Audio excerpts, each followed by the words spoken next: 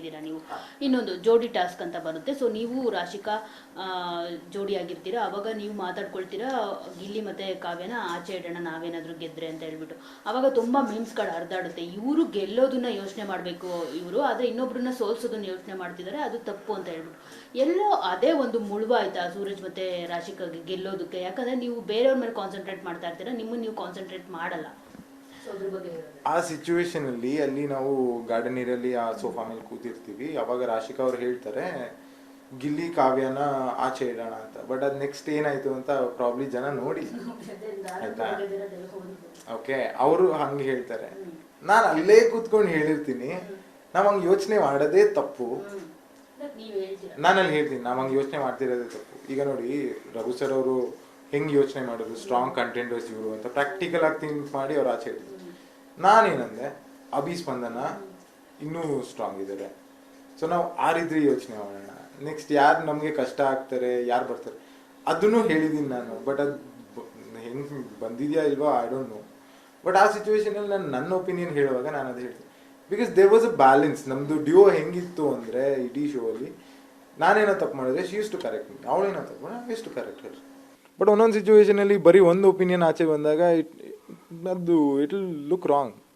So ಅಷ್ಟೇ, ನಾನು ಅಲ್ಲೇ ಅವ್ರಿಗೆ ಹೇಳಿರ್ತೀನಿ ನನ್ಗೆ ಇಷ್ಟು ಜನದಲ್ಲಿ ಗಿಲ್ಲಿ ಕಾವ್ಯ ಈಗ ಒಂದು ಟಾಸ್ಕ್ ಅಂತ ಬಂದಾಗ ಥ್ರೆಟ್ಟಾಗಿ ಕಾಣಿಸ್ತಿರೋದು ನಂಗೆ ಅಭಿಷೇಕ್ ಮತ್ತು ಸ್ಪಂದನ.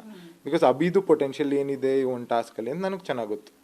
ಸೊ ನಾನು ಆ ಥರ ಪ್ರಾಕ್ಟಿಕಲ್ ಆಗಿ ಅಲ್ಲೇ ಆನ್ಸರ್ ಕೊಟ್ಟಿದ್ದೆ. ಬಟ್ ಹೆಂಗೆ ಬಂದಿದೆ ಅದು ಅಂತ ಐ ಡೋಂಟ್ ನೋ. ಈಗ ಜೋಡಿಗಳು ಅಂತ ಅಂದ್ರೆ ಬಿಗ್ ಬಾಸ್ ಮನೆಯಲ್ಲಿ ನೀವು ರಾಶಿಕಾ ಮತ್ತೆ ಗಿಲ್ಲಿ ಕಾವ್ಯ ಅಂತ ಆಗಿತ್ತು, ಓಕೆನಾ? ಕೆಲವರು ನಿಮ್ಮನ್ನ ಇಷ್ಟಪಡ್ತಾ ಇದ್ರು, ಕೆಲವರು ಅವ್ರನ್ನ ಇಷ್ಟಪಡ್ತಾ ಇದ್ರು. ಸೊ ಜೊತೆಗೆ ಗಿಲ್ಲಿ ನಿಮ್ಮನ್ನ ಯಾವಾಗಲೂ ಟಾಂಟ್ ಮಾಡ್ತಾ ಇದ್ರು. ಸೊ ಯಾವಾಗಲೂ ಇಬ್ರು ಆ ಕಾರ್ನರಲ್ಲಿ ಕೂತಿರ್ತೀರಾ ಬೆಂಚ್ ಮೇಲೆ ಅಂತ ಹೇಳ್ಬಿಟ್ಟು. ಆಮೇಲೆ ಲೆಟರ್ ವಿಷಯವಾಗಿನೂ ಅವರೊಂದಷ್ಟು ಹೇಳ್ತಾರೆ ನಿಮಗೆ, ಅಂದರೆ ಬರ್ತಿದ್ದಂಗೆ ರೋಸ್ ಕೊಟ್ಟರು, ಲೆಟರ್ ಏನು ಬರ್ದಿರುತ್ತೆ ಅಂತ. ಲೆಟರಲ್ಲಿ ಬರ್ದಿರೋದು ನಿಮ್ಗೆ ಓದ್ತಾರಲ್ಲ, ಸೊ ನೀವು ಕೂಡ ನಕ್ಕೊಂಡು ಕೂತಿರ್ತೀರ. ಎಲ್ಲ ಕರ್ನಾಟಕದ ಜನ ಏನು ಹೇಳ್ತೀರ ಅಂದರೆ ಕರೆಕ್ಟಾಗಿ ಓದಿದ್ರು ಗಿಲ್ಲಿ ಅಂತ ಹೇಳ್ಬಿಟ್ಟು. ಸೊ ಕೆಲವೊಂದಷ್ಟು ಜನ ನೀವು ಸುದೀಪ್ ಸರ್ ಹೇಳಿದ್ದಾದ್ಮೇಲೂ ಕೂಡ ನೀವು ಚೇಂಜ್ ಆಗಲಿಲ್ಲ ಅಂತ ಹೇಳ್ತಾರೆ. ನೀವು ರಾಶಿಕಾ ಅದೇ ಬಾಂಡಿಂಗ್ ಕಂಟಿನ್ಯೂ ಆಗ್ತಾಯಿತ್ತು, ಕೆಲವೊಂದಷ್ಟು ಚೇಂಜಸ್ ಮಾಡಿಕೊಂಡ್ರು ಅಂತ ಹೇಳ್ಬಿಟ್ಟು. ಕೆಲವೊಂದಷ್ಟು ಜನ ನೀವು ಸರಿ ಅಂತಾರೆ, ಕೆಲವೊಂದಷ್ಟು ಜನ ಇಲ್ಲ ಗಿಲ್ಲಿ ಕಾವ್ಯ ಸರಿ ಅಂತಾರೆ. ಗಿಲ್ಲಿ ಕಾವ್ಯ ಸುದೀಪ್ ಸರ್ ಹೇಳ್ತಿದ್ದಾಗೆ ಗಿಲ್ಲಿ ಕಾವ್ಯನ ನಾಮಿನೇಟ್ ಮಾಡೋದು ಅದು ಇದು ಎಲ್ಲ ಆಗಿ ಚೇಂಜಸ್ಗಳಾಗ್ತಾಯಿತ್ತು ಅಂತಲೂ ಹೇಳ್ತಾರೆ. ಸೊ ಏನು ಹೇಳ್ತೀರಿ ಅಂದರೆ ಕೆಲವರು ನಿಮ್ಮನ್ನು ಇಷ್ಟಪಟ್ಟರೆ ಕೆಲವರು ಅವ್ರನ್ನ ಇಷ್ಟಪಡ್ತಾರೆ. ಸೊ ಏನು ಹೇಳ್ತೀರಿ? It's all part of game ma'am. ಈಗ ಗೇಮ್ ಅಂತ ಬಂದಾಗ ಈಗ ಅವ್ರಿಗೆ ಅದೊಂದು ಅಡ್ವಾಂಟೇಜ್ ಆಗಿರುತ್ತೆ, ನಮಗೆ ಇದೊಂದು ಅಡ್ವಾಂಟೇಜ್ ಆಗಿರುತ್ತೆ. It's like we are supporting each other. ಈಗ ಒಬ್ರು ಒಪಿನಿಯನ್ ಹೇಳೋ ಜಾಗದಲ್ಲಿ ಇಬ್ರು ಒಪಿನಿಯನ್ ಬಂತು ಅಂದಾಗ ನಾವೇ ಅನಲೈಸ್ ಮಾಡ್ಬೋದು, ಯೋಚನೆ ಮಾಡ್ಬೋದು ಯಾರು ಸರಿ ಯಾರು ತಪ್ಪು ಅಂತ. ಆ ಥರ ಸಿಚುವೇಶನ್ಸ್ ಇರುವಾಗ ಈಗ ಬರೀ ಗಿಲ್ಲಿ ಕಾವ್ಯ ಅಂತ ಬಂದಿದ್ದಾಗ ಅವ್ರು ಎಲ್ಲರ ಜೊತೆನೂ ಕೂತ್ಕೊಂಡು ಮಾತಾಡ್ತಿದ್ರು. ಬಟ್ ಆದರೂ ಗಿಲ್ಲಿ ಕಾವ್ಯ ಅಂತ ಬರ್ತಿತ್ತು. ಬಟ್ ಕಾವ್ಯ ಏನು ಮಾಡಿದ್ರು, I want to break this barrier ಅಂತ ಹೇಳ್ತಾರೆ. ಬಟ್ ನಾವು ಅದು I want to break this barrier ಅಂತ ಪದ ನಮ್ಮ ಬಾಯಿಂದ ಬರಲ್ಲ.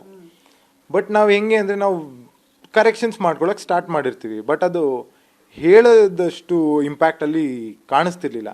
ಈಗ ನಾನು ಓಪನ್ ಆಗಿ ನಾನು ಹೇಳಿದಿದ್ರೆ I want to break this thing that is happening ನಮ್ಮ ಮಧ್ಯ ಅಂತ ಹೇಳಿದರೆ ಪ್ರಾಬ್ಲಿ ಅವ್ರಿಗೆ ಅನ್ಸಿದ್ದೇನೋ, ನಮ್ಮ ಆ್ಯಕ್ಷನ್ಸ್ ಅವಾಗ ಕಾಣಿಸ್ತಿತ್ತೇನೋ ಅವ್ರಿಗೆ, ಮನೆಯವ್ರಿಗೆ. ನಾನು ಅದು ಹೇಳಿದಿದ್ರೆ, ಬಿಕಾಸ್ ನಾನು ಅಷ್ಟು ಓಪನ್ ಆಗಿ ಕಿರ್ಚ್ಕೊಂಡು ಹೇಳೋದು I am not that person. So ಆ ರೀತಿಯಲ್ಲಿ ಅವ್ರ ಗೇಮ್ಗಾಗಲಿ ನಮ್ಮ ಗೇಮ್ಗಾಗಲಿ ಅದು ಇಂಪ್ಯಾಕ್ಟ್ ಆಗ್ತಿರ್ಲಿಲ್ಲ.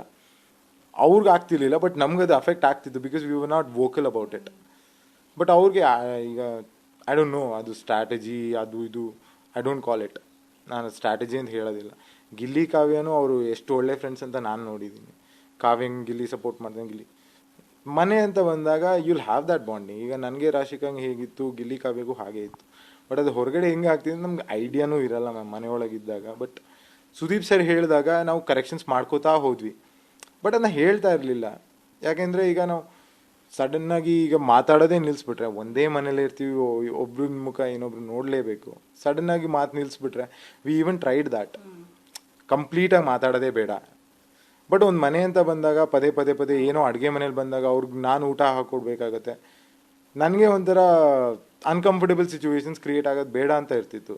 ನಾವು ಸುದೀಪ್ ಸರ್ ಇನ್ಪುಟ್ಸ್ ತೊಗೋತಿರ್ಲಿಲ್ಲ ಅಂತಲ್ಲ, ಎವ್ರಿ ವರ್ಡ್ ಅವ್ರ ಬಾಯಿಂದ ಬರ್ತಿದ್ದು. ಪ್ರತಿ ವಾರ ನಾವು ಕೂತ್ಕೊಂಡು ಮಾತಾಡ್ತಿದ್ವಿ. ಅವಳೇ ಹೇಳ್ತಿದ್ರು, ಅವಳು ಹೆಂಗೆ ಅಂದರೆ ಅವಳು ಇಮ್ಮಿಡಿಯೇಟ್ ಆ್ಯಕ್ಷನ್ಸ್ ಬೇಕು ರಾಶಿಕಾಗೆ. ಈಗೇನೋ ಇನ್ಪುಟ್ ಬಂತು ಅಂದರೆ ಸಡನ್ ಈ ಎಪಿಸೋಡ್ ಮುಗೀತು ಅಂದ ತಕ್ಷಣ ನಾನು ನಿನ್ನ ಜೊತೆ ಮಾತಾಡಲ್ಲ, ಹಿಂಗೆ ಬರ್ತಾ ಇದೆ. ಬಟ್ ನಾನು ಹಂಗಲ್ಲ, ನಾನು ಹೆಂಗೆ ಅಂದರೆ ಓಕೆ ಇನ್ಪುಟ್ ಬಂದಿದ್ದಾನೆ, ಕರೆಕ್ಷನ್ಸ್ ಮಾಡ್ಕೋ, ಎಲ್ಲೆಲ್ಲಿ ಲಿಮಿಟ್ ಏನೋ ಜಾಸ್ತಿ ಆಗ್ತಿದೆ ಫೈನ್ ಟ್ಯೂನ್ ಇಟ್, ನಾವು ಎಲ್ಲೆಲ್ಲಿ ಕರೆಕ್ಷನ್ಸ್ ಮಾಡ್ಬೇಕು ಡೂ ದಟ್ಸ್ ಎನಫ್ ಅಂತ ನನ್ನ ಮೈಂಡ್ ಸೆಟ್ ಇತ್ತು. ಬಟ್ ಮನೆಯವ್ರಿಗೆ ನಮ್ಮ ಕಾನ್ವರ್ಸೇಷನ್ ಏನಾಗ್ತಿತ್ತು, ನಾವು ಏನು ಮಾಡ್ತಿದ್ವಿ ಅಂತ ಗೊತ್ತಾಗ್ತಿರ್ಲಿಲ್ಲ. ಹೊರಗಡೆ ಇರೋರ್ಗೂ ಅದು ಗೊತ್ತಾಗ್ತಿಲ್ವೋ ಗೊತ್ತಿಲ್ಲ. ಸೊ ಅದು ಪ್ರಾಬ್ಲಮ್ ಆಗ್ತಿತ್ತು ಅಂತ I don't think so ma'am.